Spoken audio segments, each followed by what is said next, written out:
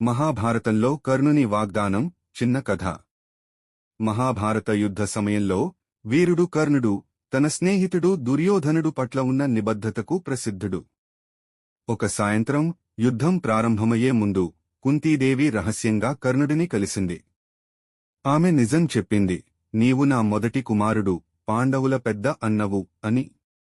ఆ వార్త విని కర్ణుడు ఆశ్చర్యపోయినా ప్రశాంతంగా ఇలా అన్నాడు, తల్లి, దుర్యోధనుడు నన్ను నమ్మాడు. ప్రపంచం నన్ను తిరస్కరించినప్పుడు నేను ఇచ్చిన మాటను తేలిగ్గా విడువను. నేను అతని పక్షాన చివరి శ్వాస వరకు యుద్ధం చేస్తాను. కాని కర్ణుడు ఒక వాగ్దానం చేశాడు. తల్లి, నీకు 5 కుమారులే ఉంటారు. నేను అర్జునుడిని చంపను.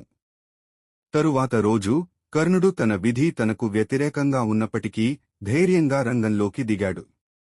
అతని నిబద్ధత, గౌరవం మరియు వాగ్దాన పాలన అతన్ని నిజమైన యోధుడిగా నిలబెట్టాయి. కర్ణుడు మాటకో మిత్రత్వానికో జీవించిన మహావీరుడు.